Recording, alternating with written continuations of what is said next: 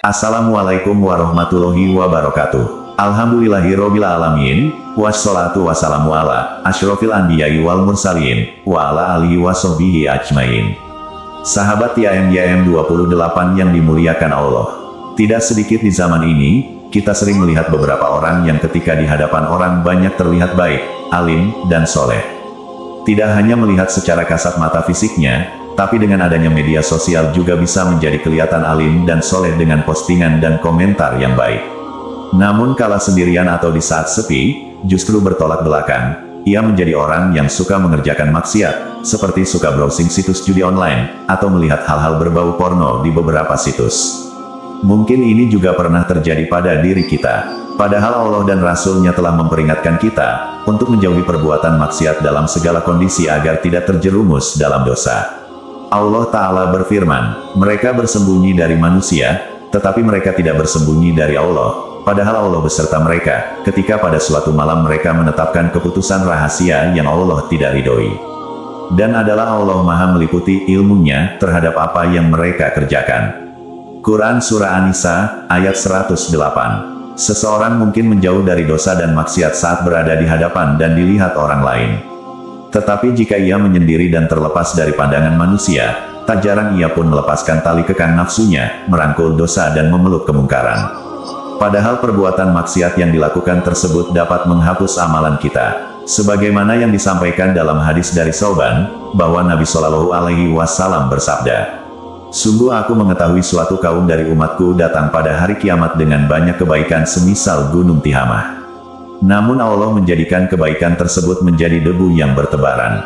Sauban berkata, "Wahai Rasulullah, coba sebutkan sifat-sifat mereka pada kami, supaya kami tidak menjadi seperti mereka, sedangkan kami tidak mengetahuinya."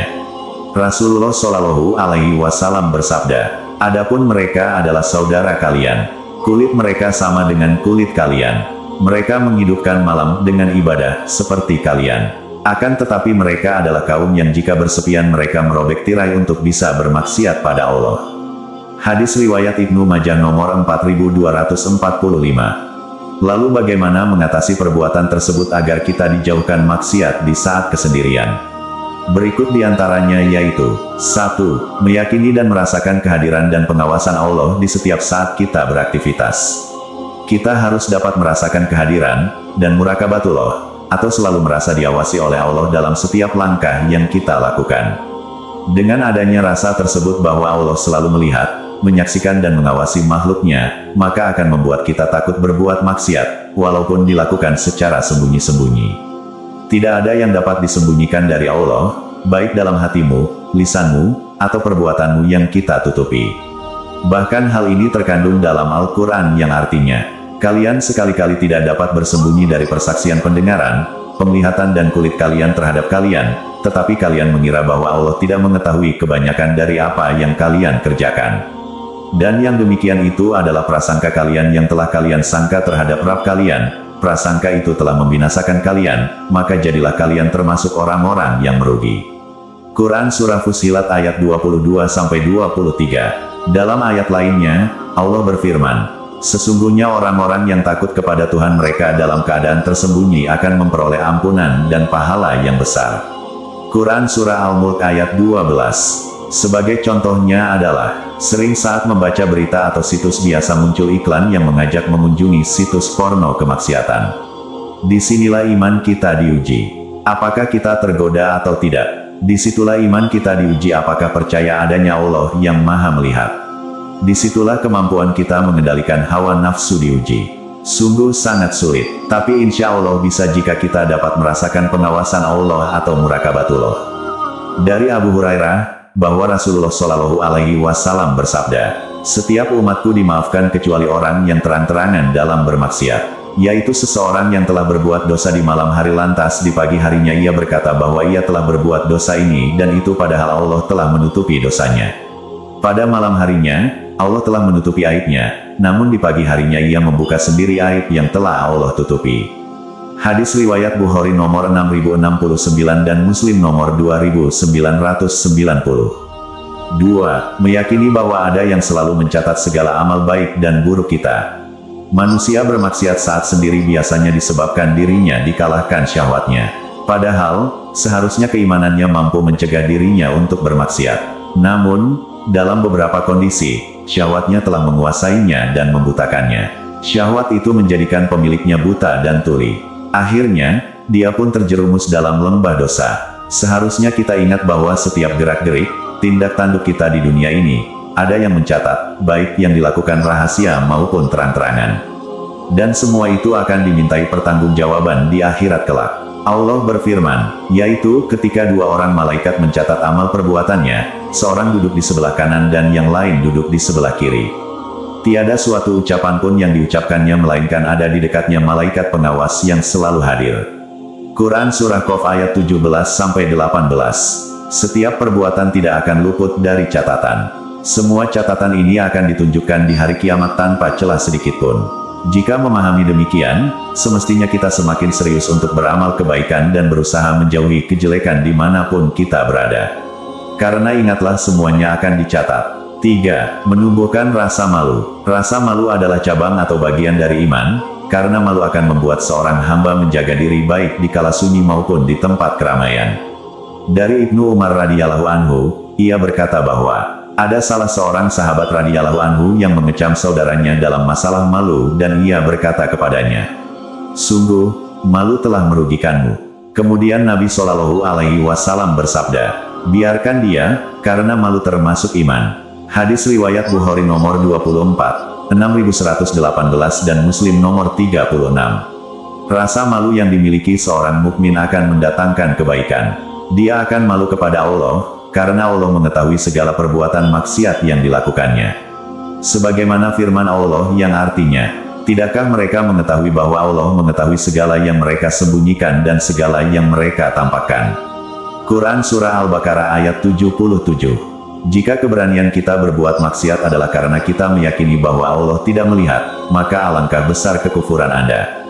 Dan jika kita mengetahui bahwa Allah mengetahuinya, maka alangkah parah keburukan kita, dan alangkah sedikit rasa malu kita. Allah berfirman, "Lakukanlah sesukamu. Sesungguhnya Allah Maha melihat apa yang kamu lakukan." Quran Surah Fussilat ayat 40.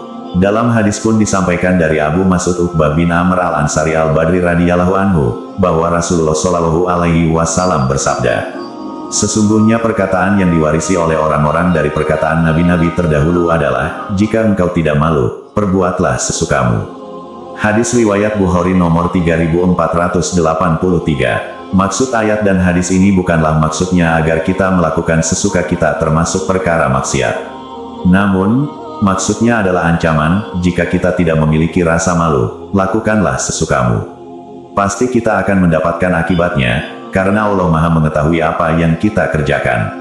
Malu adalah suatu akhlak yang terpuji, kecuali jika rasa malu tersebut itu muncul karena enggan melakukan kebaikan atau dapat terjatuh dalam keharaman. Maka jika seseorang enggan untuk melakukan kebaikan, seperti enggan untuk nahi mungkar, melarang kemungkaran padahal ketika itu wajib, maka ini adalah sifat malu yang tercela. 4. Sibukkan diri dengan hal yang bermanfaat. Untuk menghindari kita melakukan maksiat di kala sunyi sepi sendirian, maka buatlah diri kita sibuk dengan amalan kebaikan walau sekecil apapun, dan buatlah diri kita bermanfaat bagi orang lain. Dengan kita menyibukkan diri baik itu berzikir, membaca Al-Quran, maupun sholat sunnah, maka dapat bermanfaat untuk dirinya dan mendapatkan pahala sebagai bekal di akhirat. Dari Aisyah radhiyallahu anha berkata, Rasulullah Shallallahu Alaihi Wasallam selalu berzikir, mengingat Allah pada setiap waktunya. Hadis riwayat Bukhari nomor 19 dan Muslim nomor 737. Selain itu, sibukkanlah diri dengan bergaul bersama orang-orang soleh, atau menghadiri majelis ilmu, agar mendapatkan ketenangan, pengetahuan agama kita bertambah, dan dapat membentengi diri dari perbuatan maksiat. Dari Abu Hurairah radhiyallahu anhu, Rasulullah Shallallahu Alaihi Wasallam bersabda, "Tidaklah suatu kaum berkumpul di salah satu rumah Allah membaca kitabullah, dan saling mengajarkan satu dan lainnya, melainkan akan turun kepada mereka sakinah ketenangan akan dinaungi rahmat, akan dikeliling para malaikat, dan Allah akan menyebut-nyebut mereka di sisi makhluk yang dimuliakan di sisinya." Hadis riwayat Muslim nomor 2699. Perlu diingat juga, orang yang berbuat kebaikan akan semakin dekat dengan rahmat Allah. Sebagaimana firman-Nya yang artinya, "Sesungguhnya rahmat Allah amat dekat kepada orang-orang yang berbuat baik." Quran Surah Al-A'raf ayat 56. Demikianlah beberapa cara menjauhkan perbuatan maksiat dikala kita dalam kesendirian. Janganlah kita sampai mengaku mengenal Allah, tetapi malah bermaksiat kepadanya. Kita mengetahui ancaman dan kemurkaannya, tetapi justru menjatuhkan diri kepada kemurkaan itu dan tidak berusaha menyelamatkan diri. Selain itu kita juga merasakan sakitnya kegelisahan akibat maksiat tersebut, namun tidak pergi menghindarinya dan mencari ketenangan dengan ketaatan kepadanya. Seharusnya takutlah kita kepada Allah dalam keadaan tersembunyi maupun nampak, karena sesungguhnya tidak ada yang tersembunyi atau luput dari pengawasannya. Anugerah nikmat panca indera serta anggota tubuh lainnya demikian besar.